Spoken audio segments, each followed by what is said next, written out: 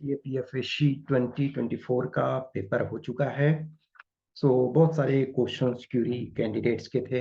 Obviously आज मैं सब चीज डिस्कस नहीं कर पाऊंगा, क्योंकि पूरे पेपर को मैं खुद ही एनालाइज करूंगा।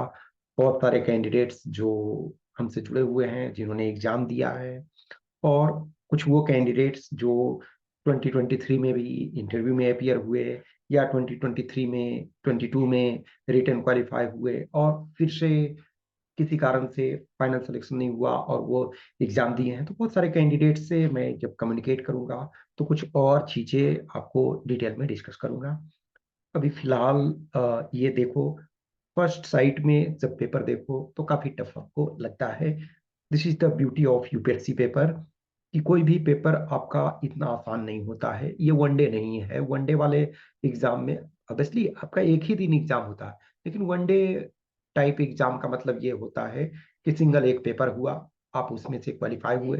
लेकिन यहाँ आपके दोनों पेपर होते हैं, paper one plus paper two.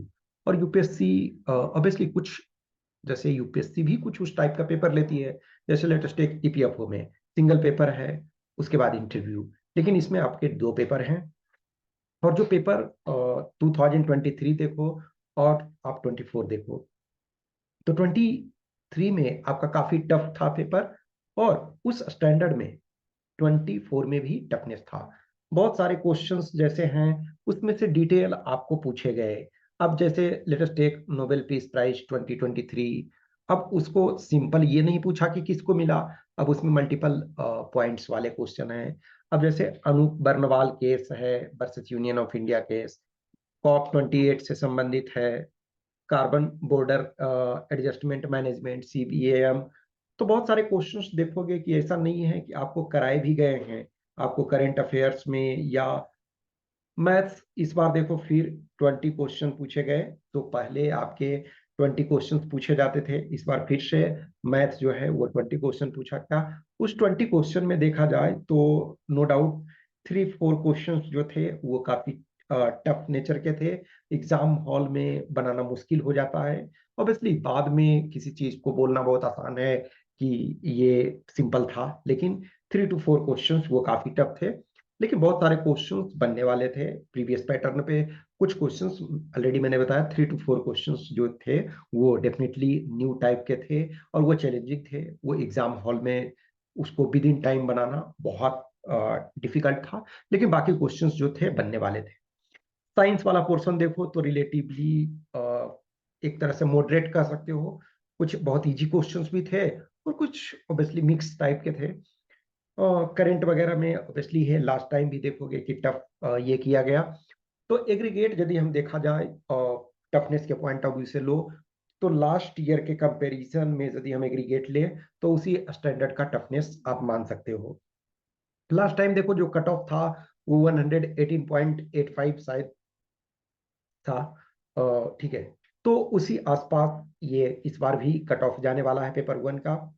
Paper two का देखो, बहुत सारे जो टॉपिक्स पूछे गए हैं तो वो आपके फिलोसफिकल इन नेचर है। तो हम पेपर टू के भी चीजों को, पेपर टू के इश्यूज को भी डिस्कस करेंगे।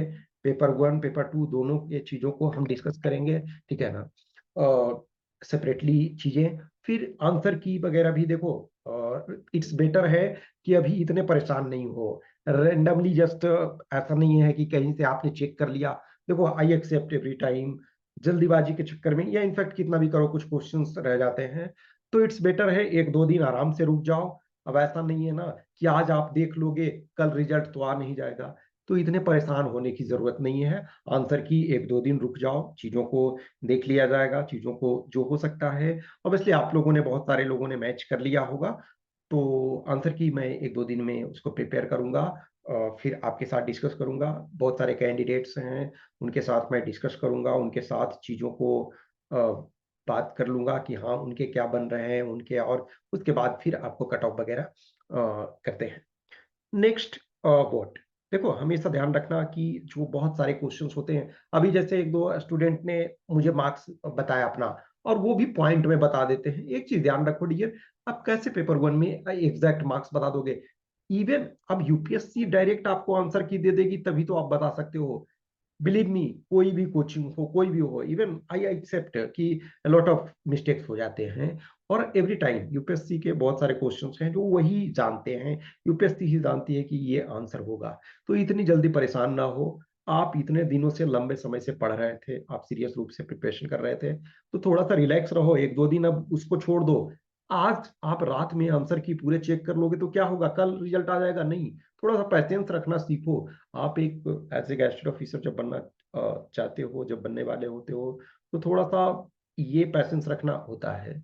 आई नो कि जैसे एवरी कैंडिडेट इज ईगर कि हमारा रिजल्ट हो। ऑब्वियसली बात है, आपने एनर्जी दिया है, टाइम अपना लगाया, टाइम डिवोट किया, तो आप एक्सपेक्ट करते हो कि रिजल्ट आना चाहिए। लेकिन अभी फिलहाल थोड़ा एक आध दिन आराम से रहो, उससे ज्यादा परेशान होने की जरूरत नहीं। नेक्स्ट जो भी कोर्स ऑफ एक्शन होगा, एक दो दिन रुको, रिलैक्स, उसके बाद आप ये सोचना। अभी फिलहाल के लिए जो भी कैंडिडेट है वो थोड़े मूवीज वगैरह देखो, या जो कुछ आपको एंटरटेनमेंट का लगता है उसको देखो।